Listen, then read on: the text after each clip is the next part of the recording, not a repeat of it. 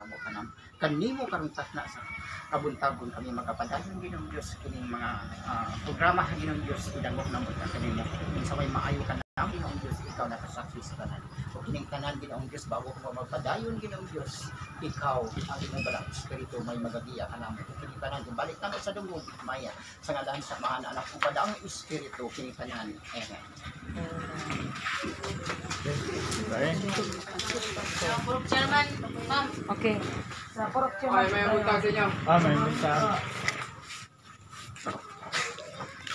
Surprise lang ang pagpunta namin dito. Surprise lang sila. O dito pa.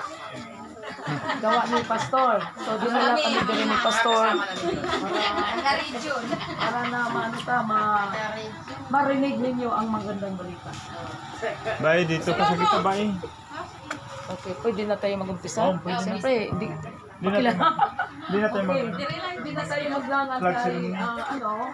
galing kami ng mga 4 nights na kami nagta-travel from kami ng Cotabato, from Lusog kami ng Juan,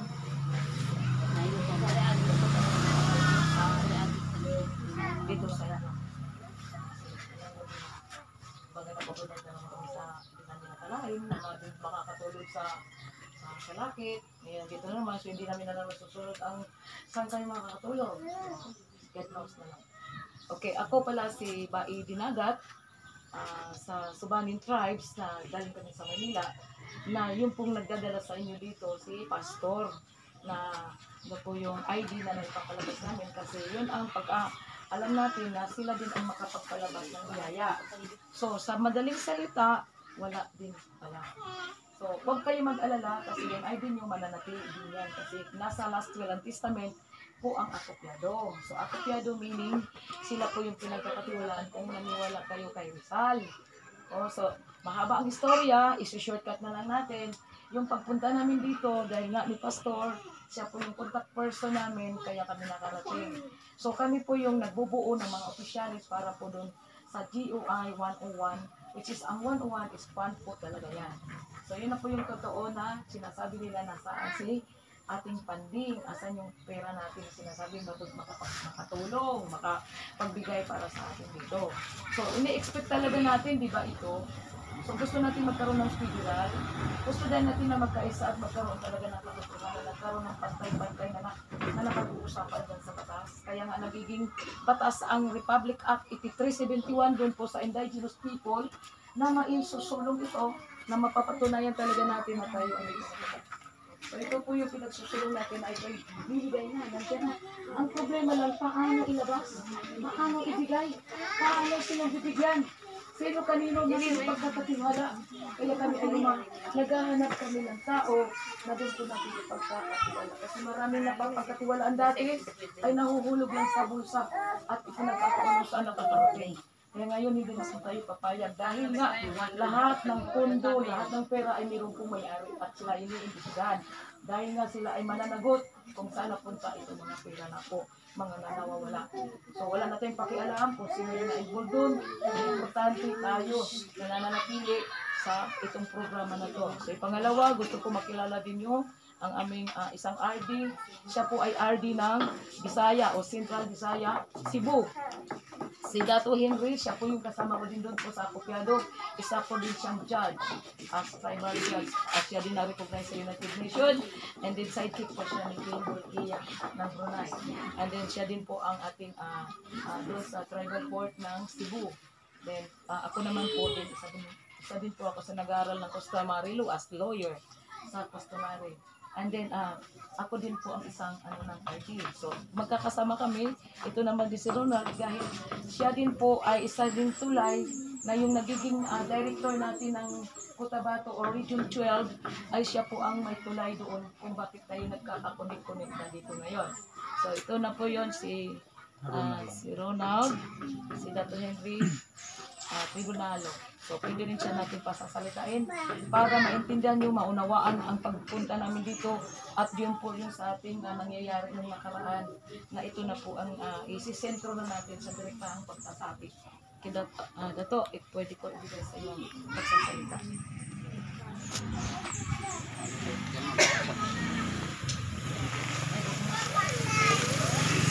Yan ka muna tayo. Sa Kabuntagon, no?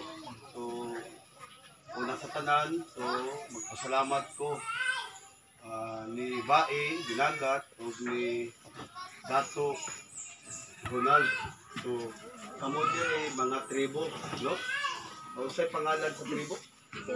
Ibuli. So, ako din ay si Henry Perfecto Labandero Tribo Nalo. No? Lumad nga taga Cebu, taga Cebuano. So, nagpasalamat ko ni Ardi, no? Siya ang Ardi sa Caraga Region 10. So, ako, yung code ako, nag-usab-usab. So, isip dato, sunado ko'y attire, isip sa pareho ninyo. So, magpasalamat na dere sa atong chairman. So, purok chairman, si Armin Don, no? So, daghang kayong salamat, sir, nga inyong mingi welcome. So, labi na sa IPMR. So, si brother, daghang kayong salamat, brother, no? So, labi na, ato ni ikuan tanan, kay salamat nga naami dere, kasabot mo Bisaya? Yes. Tagalog? Saya gyud sir. English? Ayun na, English, Bisaya na lang.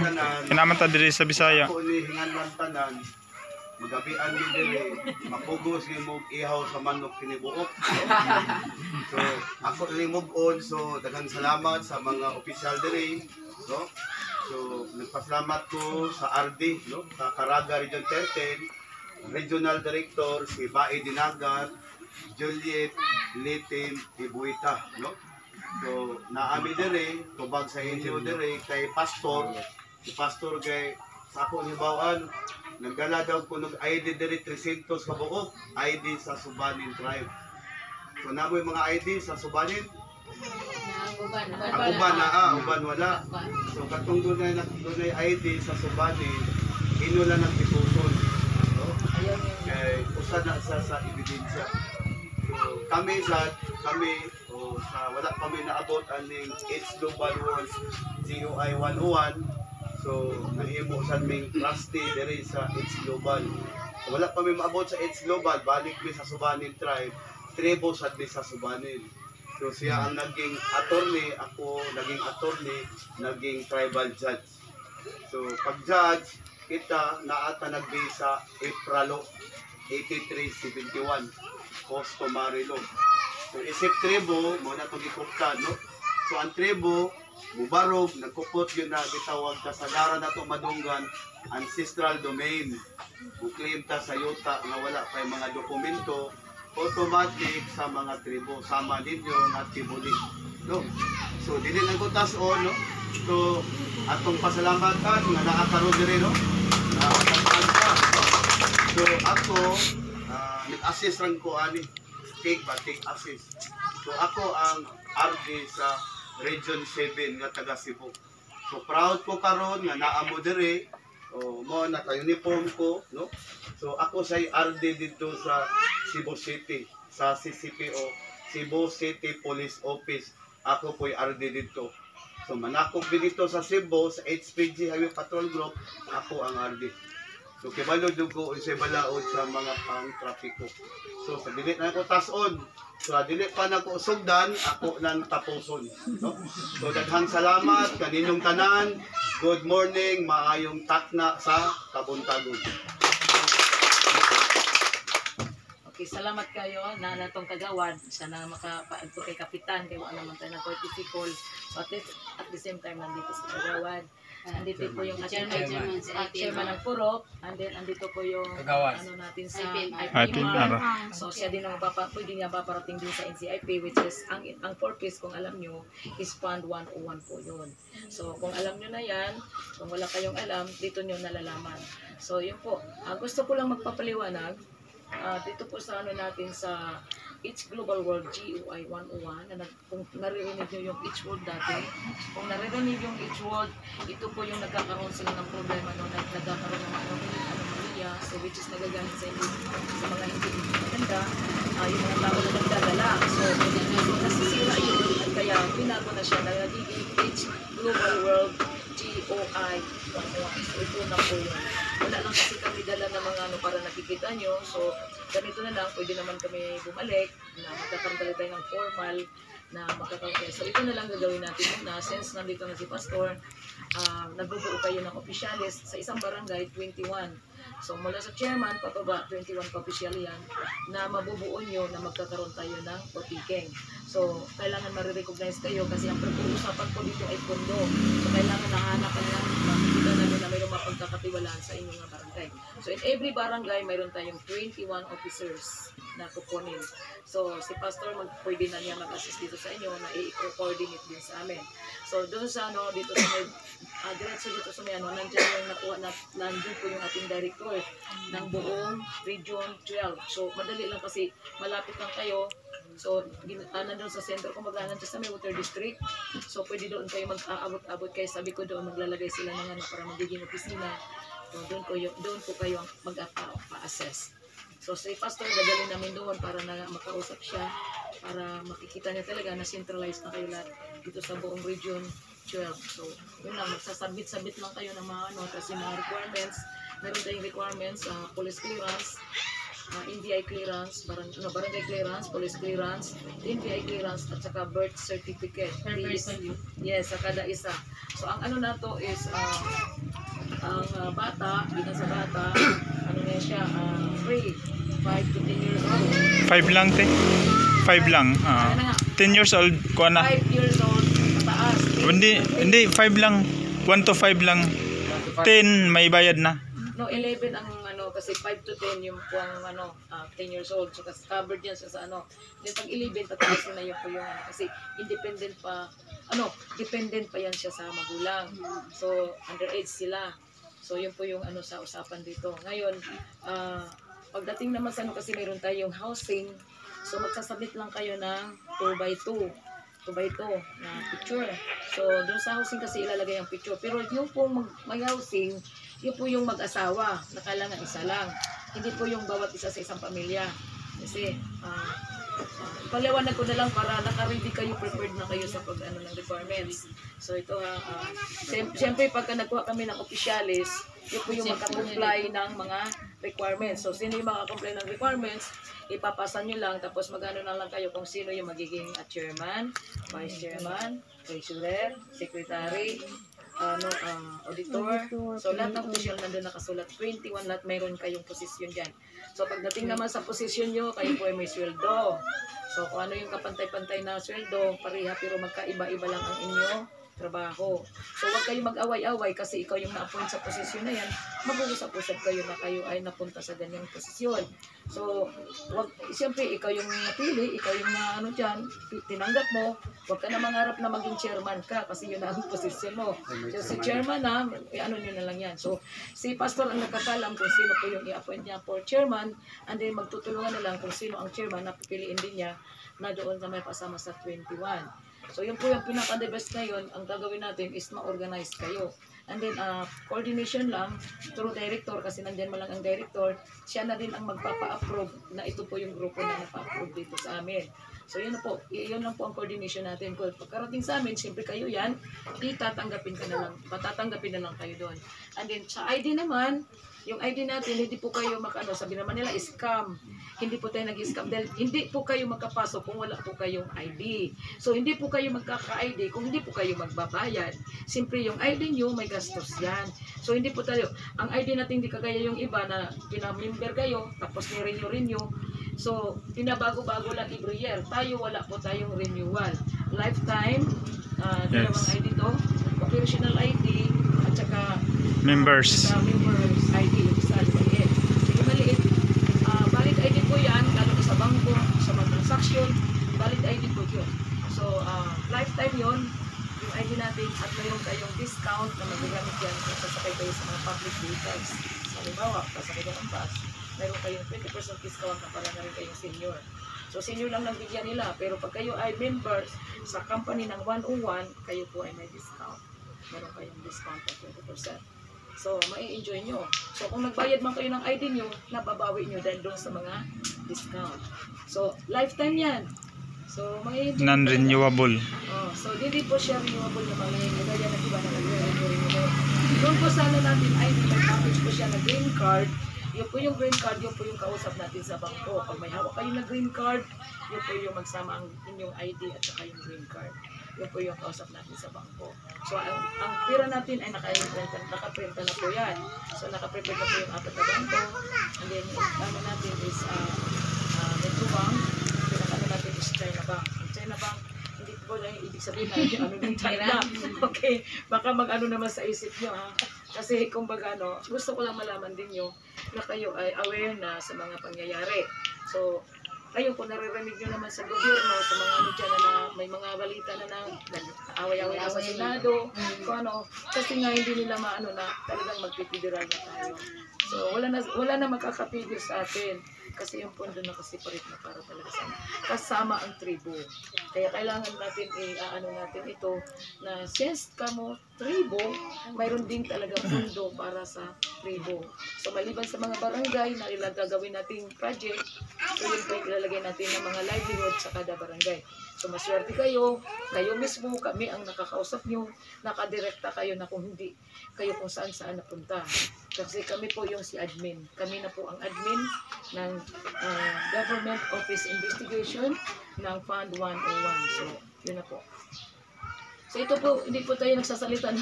Ito kasi siya lagi may basihan. Na hindi tayo nagsasalita na puro istorya. So, ito po yung ticket namin. Halimbawa, sasakay kami ng bangko. Ito yung ticket. Surigao to Dinagat. Surigao. Halimbawa, nagbigay sila sa amin ng 200 na pamasahe. Ginamit namin ang aming special privilege dito sa ating ID. Nag-discount kami ng 40%. 400. So, Apple pa 40. ang na-discount namin is 40. So, na-save namin yung 40. 200 naging So, 200, 160. naging 160 lang. Yun, O, diba? Ganun kaganda. Ngayon, nag-member ka, nagagamit mo yung ID mo lifetime pa. So, sasakay kayo ng bus, pagkita special is po. Sa ano po? Ito, pagkita nyo lang. So, pag nakikita nila, alam na din nila. So, kailangan na, ano lang kayo may ID.